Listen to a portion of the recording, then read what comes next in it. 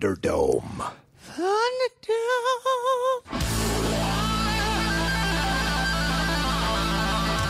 The fans have spoken. 2 films enter, 1 film leaves. The top 10 gives you a reckoning by the name of Thunderdome. Thunderdome.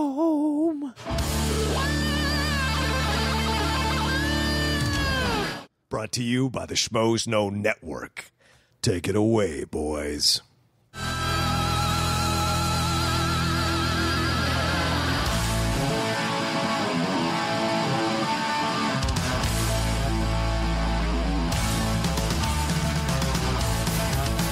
Welcome, everybody, to this week's edition of Thunderdome.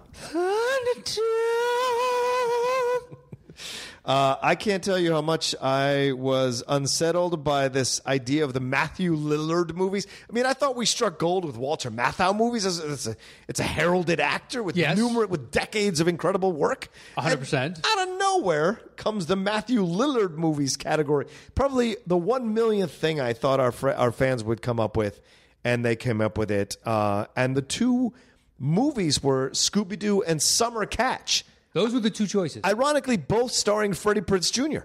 Exactly. He was the lead of both of those movies. Yeah. And so I hit up Wiley Todd. I did a redrawing. He was the only name chosen off the top because we still had 2 guys we hadn't heard from the previous one. Yeah, what's that? So I was like, I will email them again. Yeah. They still have the option. Right. Well, one of which got back to me, which was Jonathan Peck. He said he was busy. What do you think we are? Lying around on a fucking beach in Cabo? Are we not good enough for you anymore, Johnny? What the fuck, Peck? You son of a bitch. But, hey, thanks for finally responding. Yeah, thank you, there. And Kevin Fuss, if you're alive, man, fucking let us know anywhere. You're not on Facebook. Hit us up on Twitter if you're on Twitter. Otherwise, answer your email. Well, he might be one of these guys that just wants to donate and doesn't want to participate. That just seems so weird to me. Really? Well, just in that, all you got to do is just pick a movie. It's not even full-on participation. I'm not saying I don't appreciate it. Yeah, I mean, thank you for the money. But anyway, so I had to redraw, and Alec Christie won. Okay. And he chose Scooby Doo. Well, how ironic. Things were supposed to work out that we were supposed to work out. And Mr. Peck chose Summer Catch. I believe I got that right. Well, I'm sorry, I Mr. very Peck. well could have screwed that up. And this is a Blunderdome, to be correct, right? It is. Yeah. So means Wiley came back as instant. Yeah. Blunderdome, Matthew Lillard, you guys haven't shit on anything in a while. And you're like, wow, what an obscure... How did that name even pop into your head? Yeah. What's weird is Matthew Lillard's been in a bunch of mediocre movies. Sure. I still like the guy. Oh, sure. He's got a charm and likability that if he popped up today and was in something great and be like, I've always liked that guy. I like him better now as a man. He's more he's more filled out. His acting has more... Did you ever see SLC Punk? Yeah. Yeah, I remember that film. It's pretty good. Yeah. But remember him in The Descendants? Yeah. He's great in that small good little part. So believable. He does great work when he gets a chance to sink his teeth into meteor roles. He does good work. The guy has talent. Just got to string him wasn't he in the 13th Ghost or 13 Ghosts? Yeah. And with F. Murray Abraham. Yeah, you got to work, man. You got to book the bills. No, that's with Tony Shalhoub, isn't it? It's not F. Murray Abraham. Oh, okay. It's there are still good actors in it. It's just not a good... It just ended up not being a good movie. Right. Just you were good at that's the weird thing about... So Scooby Doo won handily. Some people were like, don't you dare vote for this because it's a part of my childhood. Really? People were trying to defend Scooby Doo? Well, if you were 7 in 2002 and you had the VHS or actually the DVD of this, I'm sure you love the shit out of it. Okay.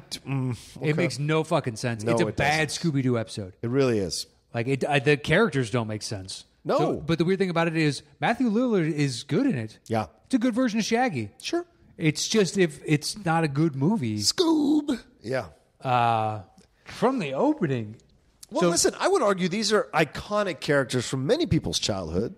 And from mine. From mine, too. And so... I grew up on the rerun cartoons. Oh, yeah. And to do a live-action version is a tough ask because Fred is so distinct with that ascot of his and the white sweater, Daphne with her pink stockings, Velma with the big glasses and the oversized sweater, and then Shaggy, because Shaggy is essentially a hippie. He's a stoner. He's a stoner hippie, yeah, with that dog of his. And the Scooby snacks are essentially, I don't know, edibles? There's something.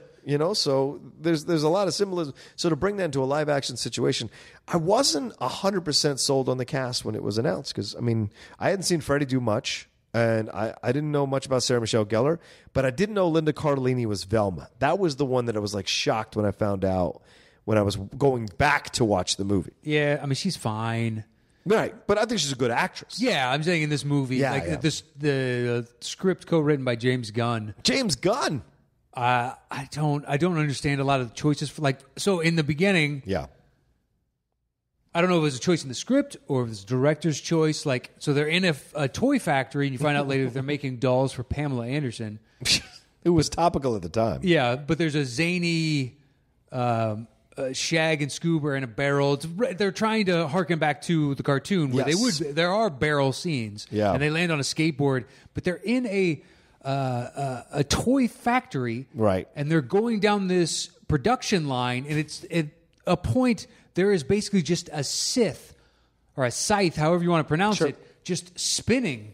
To do what on a toy factory floor? I'm not entirely sure. I don't know what toy. No person could walk on this because this thing's got like a 6-foot radius as it whips around. It's like, what the fuck is going on in this? And then the mystery team or mystery squad, whatever they call themselves, there's a Mystery Incorporated, or something. They give themselves a weird name. I don't remember it from the TV show. They had the Mystery Machine, but they're some LLC or something.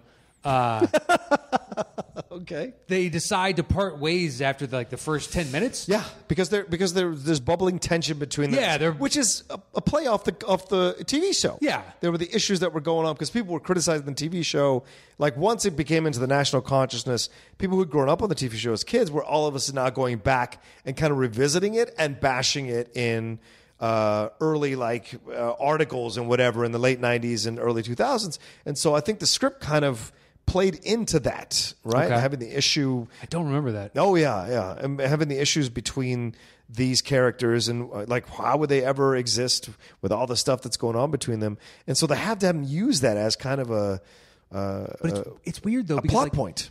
It went from, okay, that's fine if you want to do it like that. Sure. But Fred is world famous. He's signing his Tiger Beat covers. Yeah. So Scooby Doo and the crew are internationally famous. Are you talking about afterwards, or are you talking about before the breakup? This is but right before they break up, and the reporters show up. Yep. And all these girls are swooning over, quote unquote Fred, who has he's doing a weird thing with he's talking strange. Yeah. Kind of wait, I don't know. Fred didn't have that. Yeah. He's a glory hog. So they all split up, and the weird thing is they showed up in the Mystery Machine, and I believe that all Fred, Daphne, and Wilma all walk separate ways and get into their own cars. Yeah. What? Yeah. They only have one car, which is the Mystery Machine, which Scooby and Shaq. Yeah, but it's symbolic. The breakup has happened. I don't give a flying fuck. Okay. That doesn't make sense because they showed up to a crime scene in the Mystery Machine, like ostensibly they've done throughout time. And you're saying so now they're showing up in 4 separate cars? That's a good point. Yeah. Because you're making it seem as though the Mystery Machine is there. Right. And when they all split up, it seems foreign to them, and they all walk to separate cars or something? Yeah. It's I know for a fact at least one did. Maybe they're their assistants. I think it was Daphne for sure, 100% did. But in my head, as I was watching, I was like, what the... She has her own car here? Yeah. And did the others too? Because I was so transfixed by that. I believe those other 2 walked off. I was just so blown away. It's I don't understand. This is the first 10 minutes. Yeah. And then from there, the movie makes less and less sense. It's 2 years later. And all this stuff has happened, I don't even who works for remember NASA? Somebody works for NASA. Velma does. Velma, because she's smart. And that's the thing. Velma was mad that she wasn't getting credit for all the ideas. And Daphne Fred wrote a book. Daphne was sick of being kidnapped. Yeah. So she's taking karate or self-defense But this has to have come out after Crouching Tiger because there's a whole bunch of Crouching Tiger moves that she does in the 3rd act. And you're like, yeah, okay. Yeah, it's fine. The wire work shit, yeah. My guess is, what year did Crouching Tiger come out? I would guess in 98. Now, no, it just came up 2001 or 2000. Okay. Yeah, I think. And this is 2002. Did it come up on our best of the decade? Yes, Was it one of yours? Then I think it was 2000. It had to be because it wasn't one of mine. Yeah, I think it was 2000. Yeah, 2000. Yep. So you're right. Yep. Because that's all in there. Yeah. And they needlessly shoehorn in Scrappy Doo at the end of the first act, Yeah. something like that, Yeah. just to bring him around in the end. Like this shoehorn in sets up the villain. At the time, it's like the payoff for who it is ultimately, because it doesn't make sense otherwise. Yeah. It's like, okay, that's fine. But the shoehorn to break that in is so jarring. Yeah. Out of nowhere, they're like, oh yeah, here's Scrappy Doo. Like they do this weird Family Guy flashback. Yeah. It's like they're just apropos of practically nothing. They just flash back to, oh yeah, those were simpler times, and they're like, here's Scrappy Doo, and Scrappy Doo pees on Daphne. On Daphne. Just straight up pees on her. Well, he was feeling himself. A little bunch of the hubris.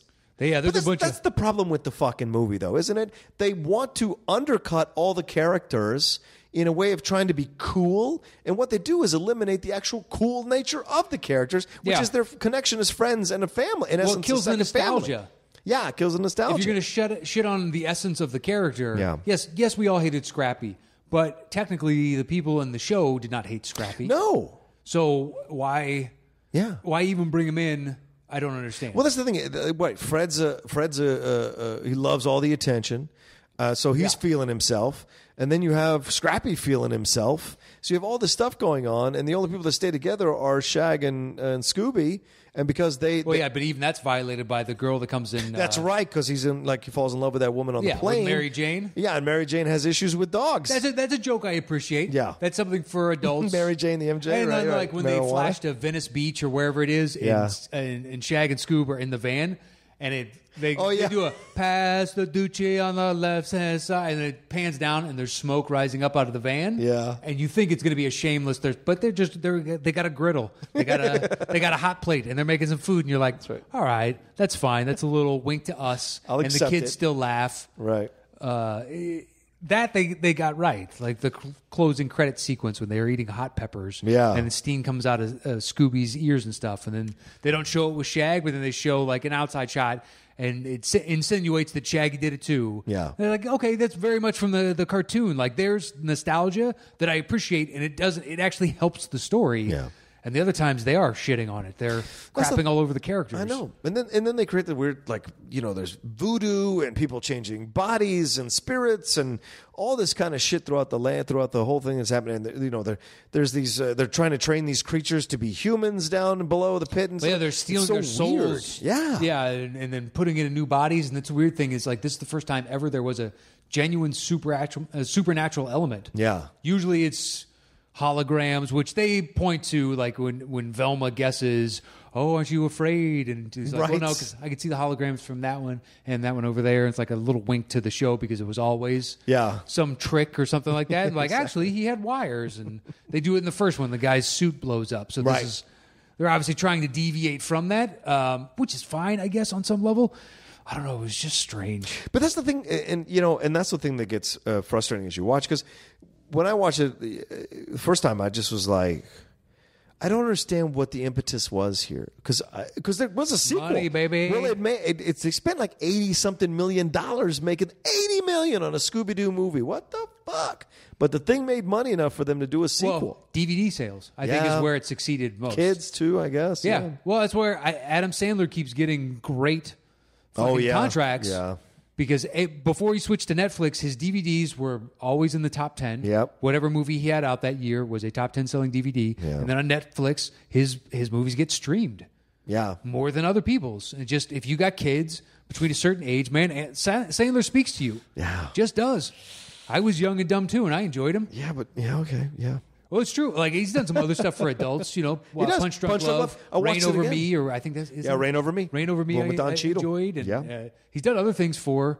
I haven't seen. He's in the Meyerowitz file. Yeah, I want to see the Meyerowitz stories. The stories. It's on Netflix. Yeah. Yeah, I haven't seen that yet, but I like his adult stuff. But it's he knows what where his butter is, or his bread is buttered. Rather. Right. And you knew if they broke them up at the beginning of the movie, you knew they were going to find a way to bring them back and come back together. And there's the mystery that Shaggy and Scooby, I think, are trying to solve. And then Fred and Velma and Daphne show up. And they initially don't want to help, but then eventually they help and they do the stuff that they're doing and go through the mystery. But that to me is what I don't think that was my issue with the movie, because it's like, why are you going to make us hate these characters? Like, what's the point of making us hate these characters? Because then when they come back together, we're not like, oh, they're back together. We're just like, Jesus, like, why would they even try to be back together? It's almost, as opposed to being a friendship and family, it's codependent. And that's like, they can't be without each other. They succeed at the end kind of as a team, and also kind of individually. Right. Like, this show is always about teamwork. Yeah. Like, the sum of the parts is greater than the individuals. And in this one, it's just like, I don't know, they're still kind of somewhat selfish, even when Fred does the altruistic thing. It was like, actually, they asked him the question. Let me turn it over to the Velmster, because it's only the second time I've used that nickname in this movie, but I'm trying to create a nickname to show that she's a part of the gang and we're all buddy-buddy. And the Velmster, just so ridiculous. Like, top to bottom. I didn't mind, like, when they go to the torn down ride, and that's where the actual evil center is. Yeah. The cartoonish nature of that, I thought, fit perfectly, beautifully with the show. It was other points where I just didn't understand, like, the choices and I don't know. It's just so disappointing, because if you go back and watch the cartoon, it still holds up. I've actually done it. Oh yeah, I've gone back and cherry picked some of my favorites. Yeah. They're the structure is like, it doesn't ask a lot of you, but at the same time, it doesn't. The characters stay true to who they are, and the stories never deviate within certain, like, parametric features they create for the overall series. Yeah. So it stays true to itself. So within this, it's just like, I don't know why you did this with this character, and then why they have to split up. And if they are going to split up, then they come back for the most contrived of reasons. So it doesn't make me like them anymore. And even when they come back together, ultimately in the end, like you were saying before, it doesn't. It feels opportunistic as opposed to earned. Yeah, or sad. Like, this is the only thing they have in honesty. The only semblance of friendships that they've ever been able to form is this group. And even when they were away from each other 2 or 3 years, there's like no one else that they seem to be like wanting to rush back to. You know, so they're all kind of stuck with each other in that way, and so it doesn't. Yeah, right. It doesn't come back from a good place. They come back together from a place like, well, there's no one else that can put up with us. This is going to be our situation, you know. And I mean, I think they try to have moments of comedy when they're switching bodies and stuff with Fred and. I didn't mind that sequence. I thought that was pretty good. Yeah, Fred and Daphne kind of switching the bodies. Yeah, they all do go around, and Shaggy is there too, and they're going back and forth and back and forth. Right. But how different characters interact with the fact that, I'm suddenly a new sex. And I love that Fred's is where you think Fred's would be, and then Shaggy's, he's trying to look like where? Oh, no, is it Scooby looking for his tail? Yeah. Somebody keeps looking down between Daphne's legs just over and over, but it's not sexual. It's like, what is going on? Like, I can't process kind of. They do manage to mine some decent humor out of that. Yeah. I imagine kids enjoy that whole sequence immensely. Because it still worked for me as an adult. I'm like, that's, put a mild smile on my face. Yeah. But overall, and it's a piss poor use of Rowan Atkinson. Oh, my God. He's good in it, but it's like, for so many years, Americans didn't know how to use him, man. Still don't. I would see him in movies, like even in Hot Shots Part 2, I'm like, he's okay.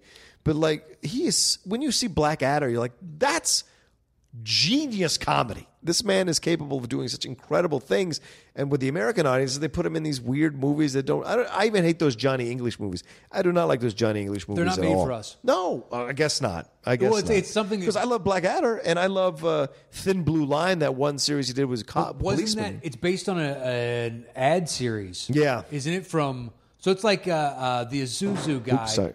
Yeah, from the 80s. David Leisure. Yeah, that went on to Empty Nest. Yeah. He got that because he was so fucking charming in these stupid Isuzu. It's like the new...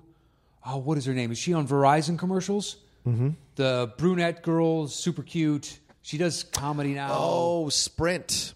No, Sprint. AT&T. AT&T. Yes, Melania Ventura or something like that. You could make up anything for it, I believe it. Yeah, I've seen her do sketch comedies or something like that. I've seen her promote it. She popped up, but out of nowhere, everybody, it seemed like the entire internet was like, who's this? Yeah. Like, she just seems like a bundle of little joy, and she's cute, and she's, charming, and seems smart, and blah, blah, blah, blah, blah. And not waifish. She's like a regular woman. Yeah. Yeah, with size and stuff. So, yeah.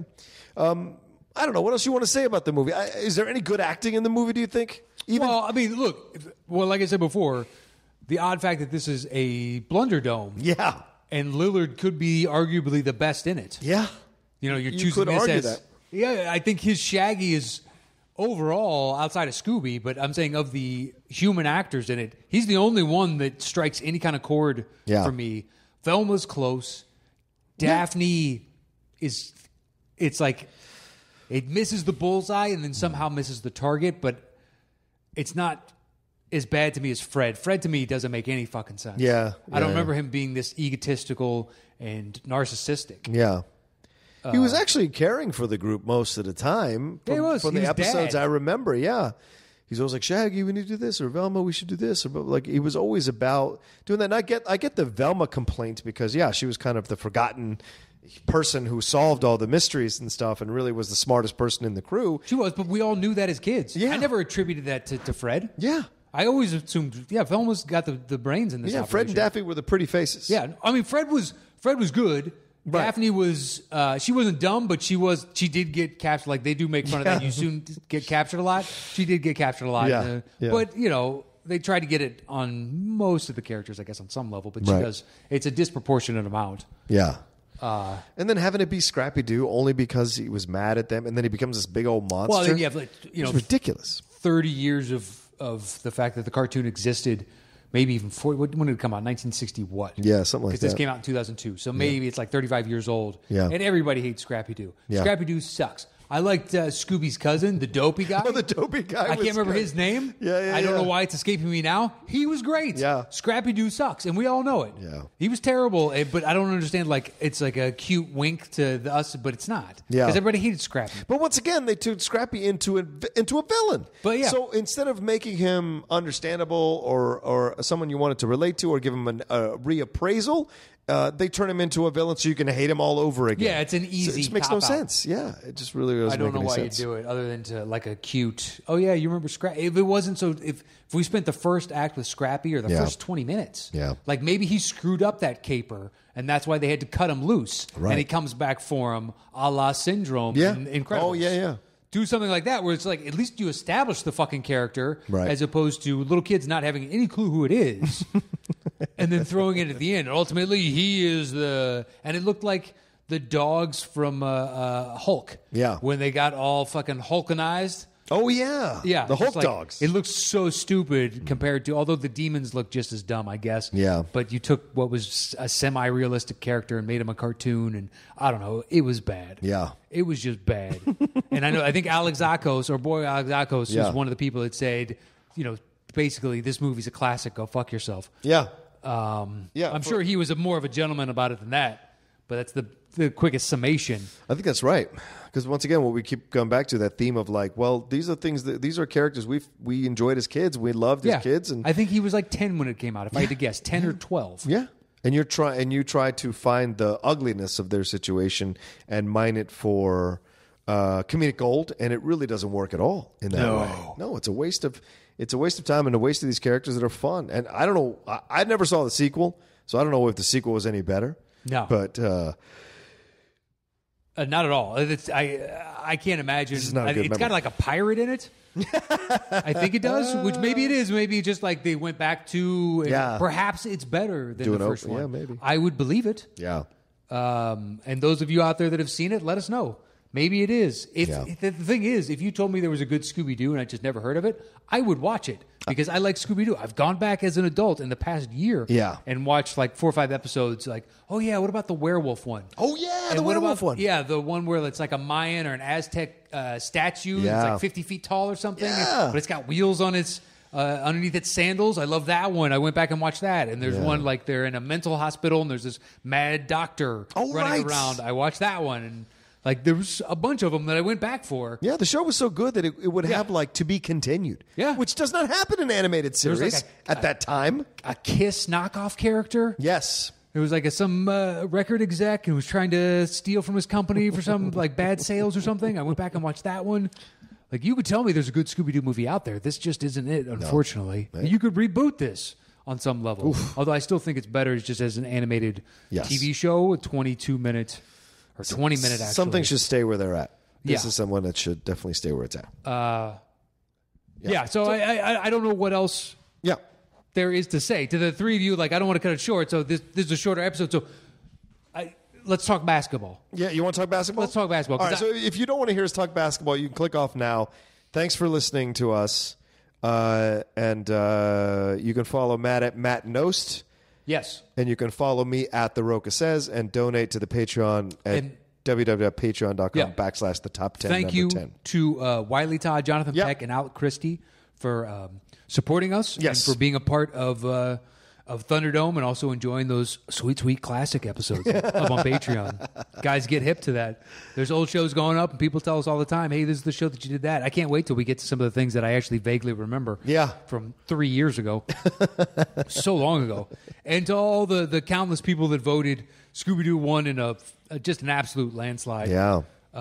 Which means either people hate that movie or they wanted us to listen to us hate that movie. I don't think they understand because people took us to task when we shit on Con Air and just like, well, you asked us to shit on Con Air. It's a Blunderdome. Hence the Blunderdome. Yeah.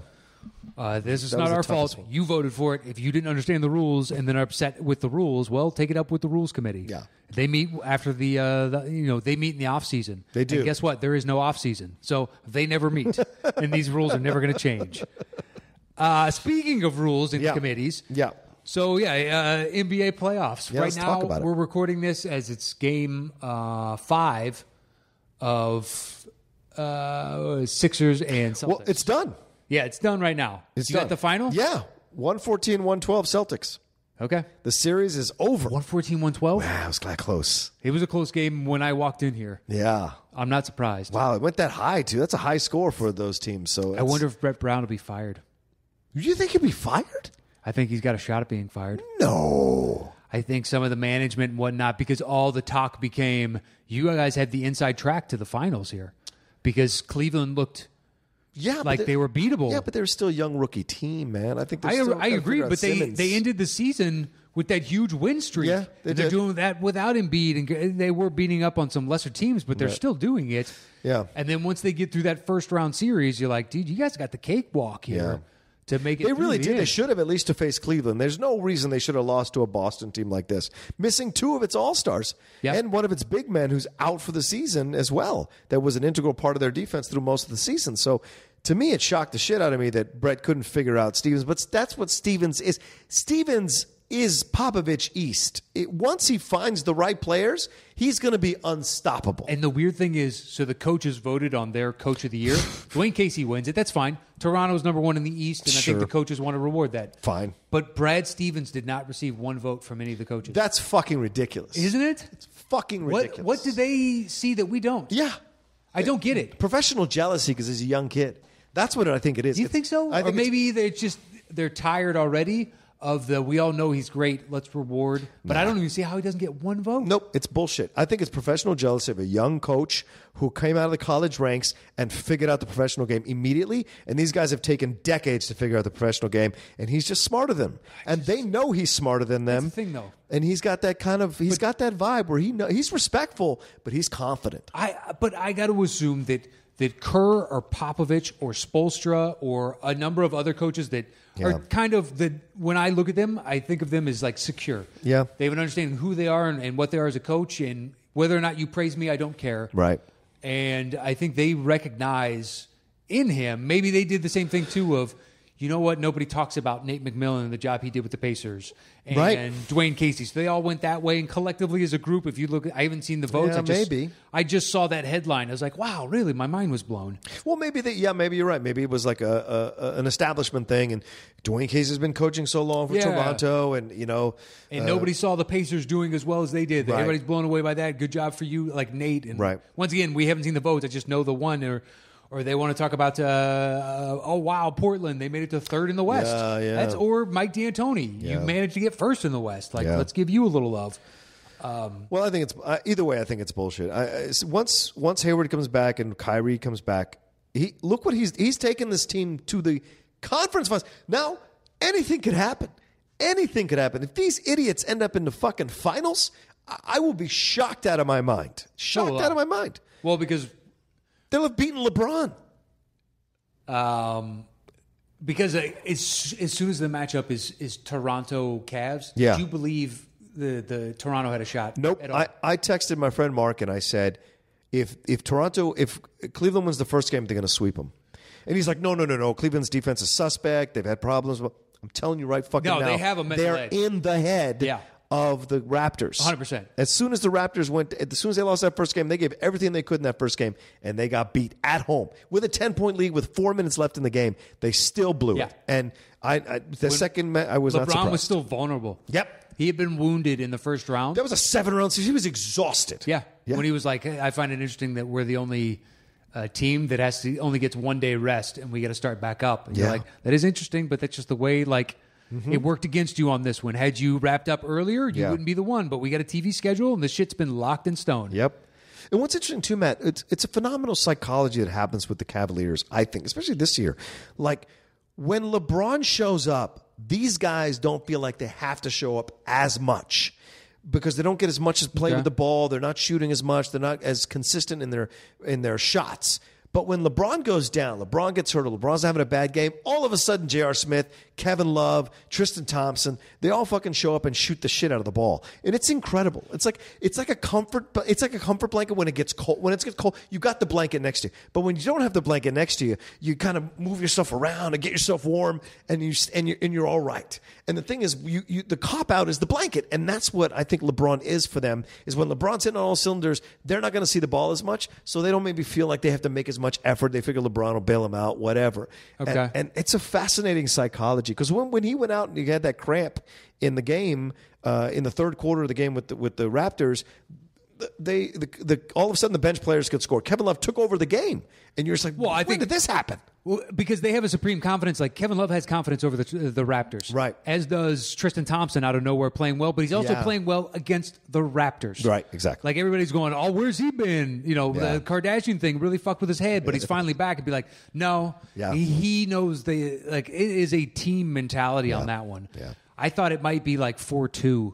But for Cleveland. No, I thought Toronto had no shot in hell. I mean, I'll show you the text. I believe you. Yeah, I believe just knew. Because some people, you're just in their heads. You're just in their... Like, the Pierce and the Celtics were in LeBron's head for a long time until he won that game 6 and flipped it around. And that's the same thing. Pistons were in Jordan's head till he flipped it around and finally beat him. That's just how it goes. Some teams can get in your head for whatever reason, and you have to show what you can do. And I think Casey's going to be fired before Brett Brown is, and which is ironic as fuck because he just won Coach of the Year. He's on the hot seat too because I don't even know what that team does. Yeah.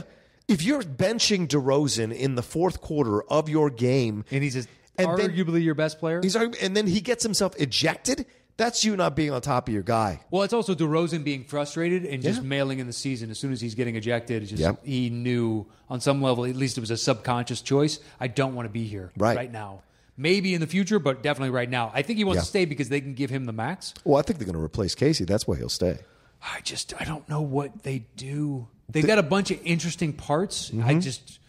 You still have the Celtics next year. You still have Philly on the rise. If the Bucks, who looks like they might hire Budenholzer from Atlanta, they get their shit together, and you have where's LeBron going if he stays with the Cavs? Right.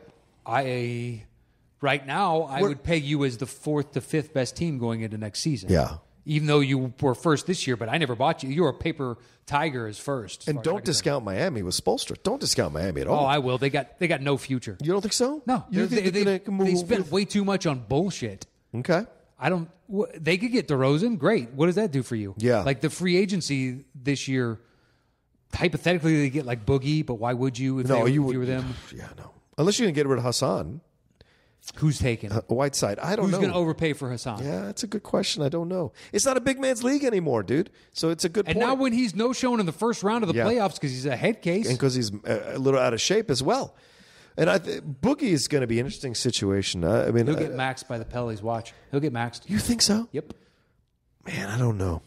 If AD wants it, they will max him. Or a sign and trade. I don't think AD needs it. I think what he saw, what he could do carrying that team into the second round of the playoffs, sweeping the Blazers, and taking one off the Warriors. I was really mad they didn't win a second game at home. But I was really mad at that. After game 2, when they were going back to New Orleans for the first time, in the post game, I think it was in game 2, but I bet my life on some level. Boogie came out. Well, but AD said in his post game, a sideline reporter, game just ended. brought up the fact that New Orleans, trust me, they're going to go crazy just to see Boogie in the building supporting the team. Yeah. Because there was a lot of talk of why isn't Kawhi hanging around kind of thing. The Spurs, right? Yeah, and he was like, they love Boogie. Like, I think he wants Boogie back, and he wants Rondo back. And Definitely wants Rondo back. Yeah, Drew Holiday played like I've never seen before. Yeah. I don't watch a ton of New Orleans, but I've never seen that before. Why did that happen? Because Boogie wasn't in there to clog the fucking lane and be lazy on defense. Maybe. We don't Drew need just him. finally is not fearful of getting injured and played to the potential that others saw in him. I didn't watch enough to see that. I thought they were crazy to give him the contract they did. Yeah, it was kind of shocking. But, of course, that's all factors around. Yeah, but I don't know what they do otherwise because I don't think they have the cap to go after anybody else. So they can go over the cap to retain Boogie. Well, they got Mirotic, too. Mirotic did a great job for them. But he's a free agent after the season. Yeah, after next season. Yeah. Oh, is it after next? Yeah, he's restricted off this season. Yeah, but somebody offers him a huge contract. You can't afford him anymore. Maybe. And you get Boogie back. So now what? You're potentially starting Mirotic at the 3? Yeah. Drew Holiday at the 2, Rondo at the 1? Is that what you're going with? That's what you're going with. You don't need Boogie, man. You don't need Boogie. I don't think it's a matter of need. I think it's a matter of whether or not AD wants him. Right. I think that's all it is. I guess that's a very good point. Warriors are favored. Let's talk about this. Warriors Rockets. What's your feeling here? Who you like? How can I go against the Warriors, man? Straight. It's really tough. Those guys are seasoned. They're hungry still. I have to see something from the Rockets that I haven't seen yet, and I don't trust Harden and CP3, who've been known to implode in the playoffs separately and they're on their teams. I don't trust them to have the mental stability to carry them through this team and beat them in 7 games, or in a 7-game series, rather. And also, Clint Capella is great. Clint Capella doesn't do anything for him mentally. He doesn't swing the tide one way or the other. He keeps it level. Well, he doesn't swing your victory. Yeah, but he gives him a defensive presence in the middle as a rim protector that they don't have. So if he is off the court or playing bad enough to where they can't play him somehow, they can't protect the rim at all. Nope. So you need to get Curry off of his game and hope that his knee is actually not as progressed as we think it is. Right. And make him just work through every fucking screen and earn all of it, and then put the onus of running the offense through KD, and then possibly got a shot of eking out something here. But I don't think you do. Well, look, they beat him out of 2 out of 3 games in the regular season, but it doesn't matter exactly. Well, because first was the first game of the season, and they're hungover from Harden, the champion. I don't think played in that one. Yeah, it's hard to get motivated. The team now has been to, as a team, 3 straight finals. Yep. It's Kevin Durant's first one with him, but he's got the post-championship hangover as well. Yeah. Like, it's tough to get up that first night of the season. No, I agree. And okay, you think Warriors as well. Do you think 7, or do you think it'll be like I think easy? it'll be less than that. It depends on game 1. If they can steal home court away game 1, then I think 5 games. Yeah. If Warriors win game 2, lose game 1, I think it's 6 games. Wow. So I think if they take game 1, they lose game 2, then they win the next 3. It's over. Otherwise, it's 1-1, and then maybe they take one of the 2 in Golden State. Here's the deal. Draymond Green, I think, is the biggest thing to worry about. The shit he was getting into with Rondo, it just shows you. That guy is he's too unstable. And so he's a good player. He's a great player. Strong player. Motivating player. He's the one apparently that motivated Kevin Durant. Texted him this long ass text at 4 a.m. about watching the films. Yeah, you need to be you. Yeah, but at the same time, he can fuck shit up though at his intensity. He sends 17 pages, and Durant does the most Durant thing. Just sends back, "I got you," and it's like he's not even saying "Hey man, get off my fucking back" or anything else. Right. I understand what you're saying, and showed up the next game and was remotivated, and he was like, I needed that, and it's great to have in a teammate. He doesn't do this all the time. He motivates me when I need the motivation. Just there's a respect there. I mean, he's the guy that got him on the team and supports him like no other. He's also the one last season when Durant went to ISO ball like they used to do in Thunder. Yeah. It was the first 10 games or 15 games or something, and does a play that the Warriors don't do. The ball stopped with him, and it's the last 10 seconds, and after the game they lost, and Draymond was yelling at him on the court. Yeah. And Durant was like, I needed to hear that kind of thing. Yeah. This is a team. Yeah. And I'm used to playing in this we trade off isolation system. Yeah. That doesn't make any sense. Well, And Eric Young hasn't shown up yet in the playoffs, and he's not shooting well for the Rockets. So You mean Eric Gordon? Eric Gordon. Sorry, Eric Gordon. Like Eric Young. Eric Young's a wrestler. Sorry about that. Eric Gordon. Yeah. Eric Gordon has not shown up yet. His percentage is way down. With actors, I say basketball player names every once and again, and you with basketball players, you say wrestler names. There's your true passion, which is wrestling. No. That's fine. It's fine. Listen, part of the people letting us know about classic episodes. Yeah. Turns out, I think on episode 2, you didn't voice your love. You didn't say you weren't a fan, but I brought up NBA, and Please. Nothing escaped your mouth. So I think you know by now, the hours we've discussed NBA, you know how much of a fan I am. But I think it further cements that I'm just a little bit more of a fan. Just a little bit more of a fan. You're worse than Perry. You're so competitive about this shit. What do you think about the Cavaliers Celtics now? Looking at this situation, do you think Cavaliers Celtics. Cavaliers Celtics. Do you think 6? Do you think 5? Do you think a sweep? Wow. The weird thing is, Or 7? Jesus Christ. In the Celtics' head, I don't believe LeBron is in there in this like formal dominance like he is with the Raptors. Yeah. But I do believe it with Horford. Oh. And right now, Horford has been their linchpin. Because of Atlanta. But just he's doing all the tiny things that never show up in a box score that are swinging games. Right. Like there was one at the end of the first quarter in this game, and I think even the announcer said it.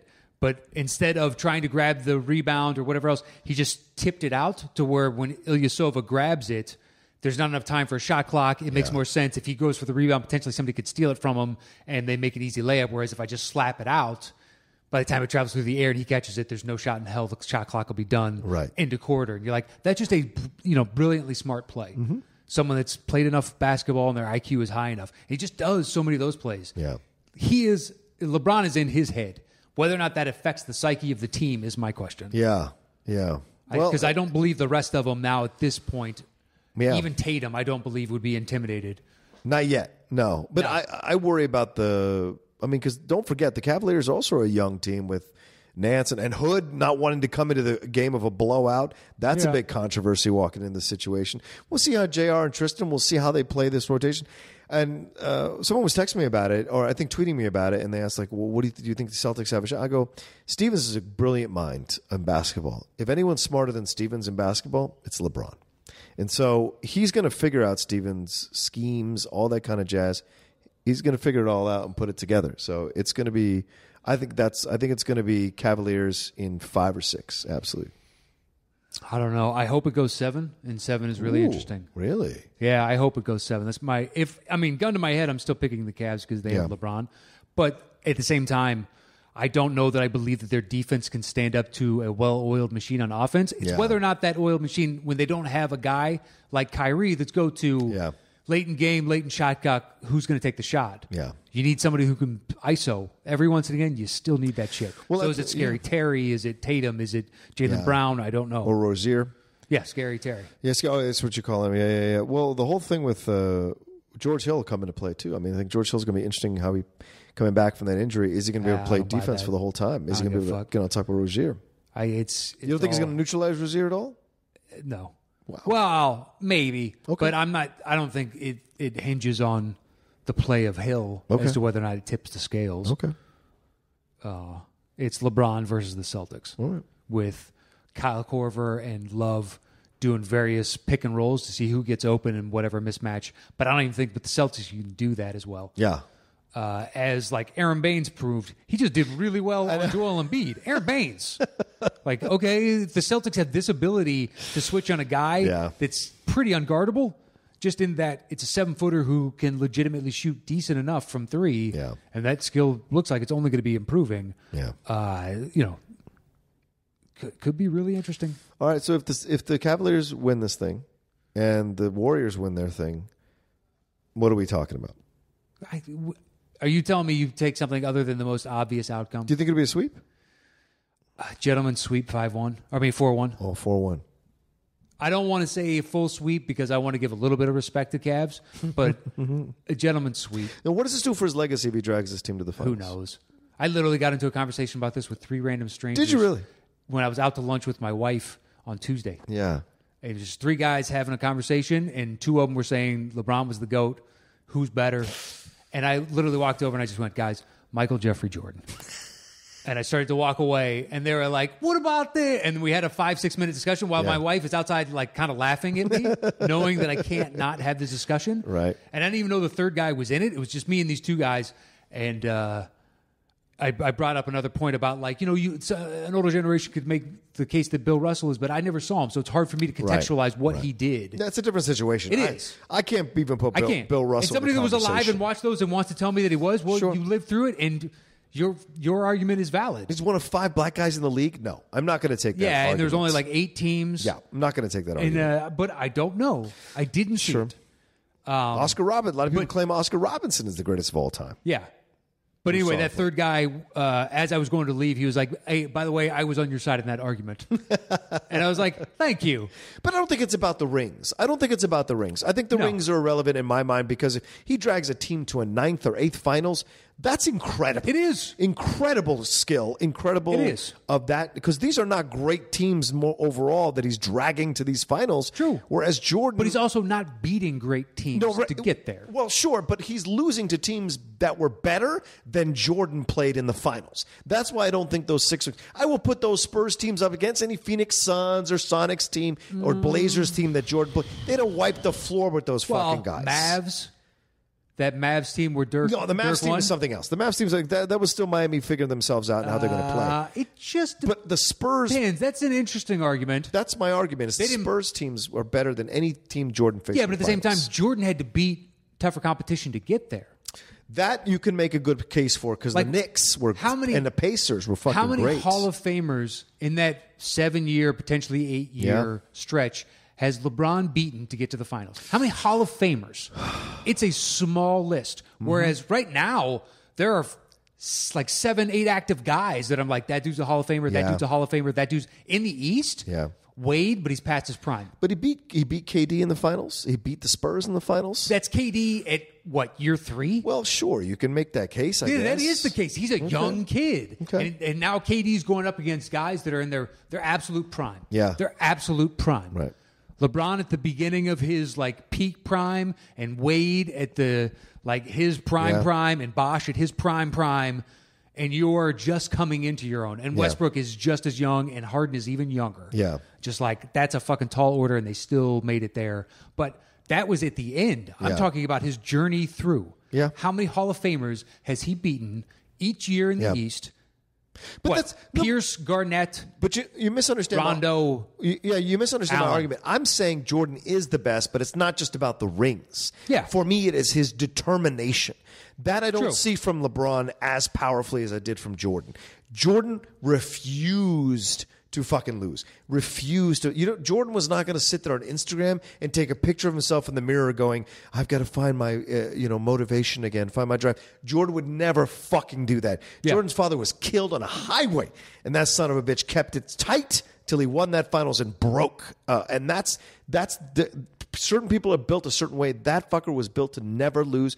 And yeah, people got mad at his NBA retirement speech or whatever, the Hall of Fame speech. His Hall of Fame speech? Whatever. That's Jordan. That's legitimately fucking Jordan. After I walked outside, I was talking to my wife, and I was like, we started talking about Jordan to her. She knows who Michael Jordan is, but at the same time, I brought up the Hall of Fame speech. It's like, look, because I told her my argument is roughly the same as yours. Yep. Between the two of them, I never once believed Jordan would lose. Yeah, never once believed it. Yeah. When the game was on the line. Whereas with LeBron, I kind of always questioned it. Yes. There's always a sneaking doubt. Because there's examples of it. Exactly. Yeah. You've seen it happen. You've seen him give up. You've seen him melt down. I've never seen Jordan just go, you know what, fuck it. I'm out. Jordan like never mentally, I'm just out. Yeah, he never had a cramps game.